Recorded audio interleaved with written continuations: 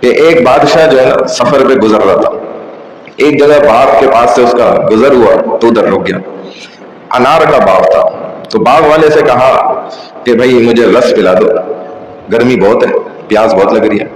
تو یہ گیا، اس نے جا کے ایک درخت سے انار توڑے اور ان کو نچوڑا اور گلاس لبا بھر کے لا کے بادشاہ کو پیش کر دی۔ بادشاہ نے جب وہ رس پیا، گلاس بھرا ہوا، تو اس کو بڑا مزہ آیا، اتنا لذیذ ذائقے دار وہ رس تھا، انار کا جوس۔ تو وہ حیران رہ گیا، اس کا بڑا دل کرا کہ ایک اور گلاس پیا، تو اس نے کہا بھائی ایک اور گلاس لے کر آؤ۔ اور اسی دوران نا وہ سوچنے لگا کہ یہ تو بڑا کام کا باغ ہے، اس کے درخت تو بڑے زبردست ہیں، ایسا میٹھا رس ہے، یہ تو میرے پاس ہونا چاہیے، یہ اس کے پاس کیسے ہے؟ اب وہ دوبارہ اسی درخت سے وہی انار اس نے توڑے، رس نکالا، لا کے پیش کیا، جب اس نے پیا تو کھٹا، کہنے لگا یہ کیا ہو گیا، اسی درخت سے تو تم انار توڑ کے پہلے رس نکالا، اتنا میٹھا تھا، ابھی اتنا کھٹا ہے، پیا نہیں جا رہا، یہ تمہارا باغ ہی خراب ہو گیا۔ کہنے لگا باغ خراب نہیں ہوا، وہ سمجھدار انسان تھا، اس نے کہا کہ لگتا ہے بادشاہ کی نیت خراب ہو گئی۔